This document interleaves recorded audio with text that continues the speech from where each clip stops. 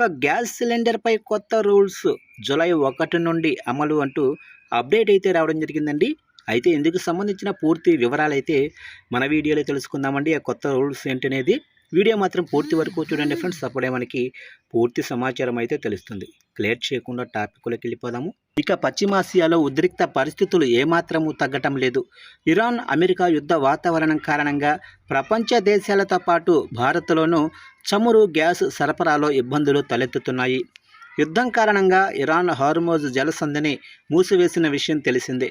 ఈ నేపథ్యంలో ముడి చమురు గ్యాస్ సరఫరాలో ఆలస్యమవుతుంది. అయితే దేశంలో నెలకొన్న ప్రస్తుత పరిస్థితి దృష్ట్యా ఎల్పీజీ విషయంలో కేంద్ర ప్రభుత్వం కఠిన నిర్ణయాలు తీసుకుంటుంది. ఇక కొత్త రూల్స్ ప్రకారం భారత్లోని ఏ కుటుంబం కూడా ఒకే అడ్రస్పై ఎల్పీజీ అలాగే పిఎన్జి రెండింటినీ కలిపి ఉంచుకోవద్దు. వినియోగదారులు ఈ రెండింటిల్లో ఏదో ఒక కనెక్షన్ను మాత్రమే ఎంచుకోవాల్సి ఉంటుంది. ఇక 2 కనెక్షన్లు ఉన్నవాళ్ళు జూన్ 30లోగా ఏదో కనెక్షన్ను తిరిగి ఇచ్చేయటం చేయాల్సి ఉంటుంది. ఒకవేళ వినియోగదారులు జూన్ 30లోగా ఒక కనెక్షన్ను వదులుకోకపోతే జూలై 1 నుంచి ఆయిల్ కంపెనీలు ఏదో కనెక్షన్ను ఆటోమేటిక్గా నిలిపివేస్తాయి. ఆ తర్వాత బ్లాక్ చేసిన కనెక్షన్ పూర్తిగా పనిచేయటం ఆగిపోతుంది. ఈ కొత్త నిబంధనను తీసుకురావడానికి గల కారణాలు చూస్తే చాలా నగరాల్లో ప్రజలు సురక్షితమైన, చౌకైన, సౌకర్యవంతమైన పిఎన్జి కనెక్షన్కు మారినప్పటికీ బ్యాకప్ ఆప్షనల్గా ఎల్పీజీ సిలిండర్లను అలాగే ఉంచుకుంటున్నారు. దీనివల్ల గ్యాస్ సరఫరా వ్యవస్థపై అదనపు భారం పడుతోంది.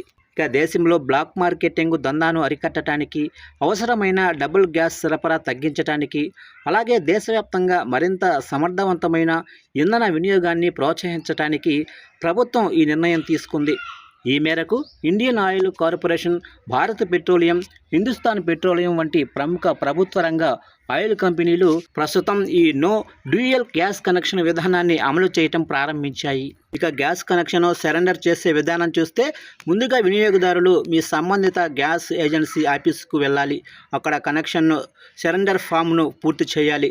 మీ వద్ద ఉన్న గ్యాస్ సిలిండరు మరియు రెగ్యులేటర్ను ఏజెన్సీకి తిరిగి అప్పగించాలి.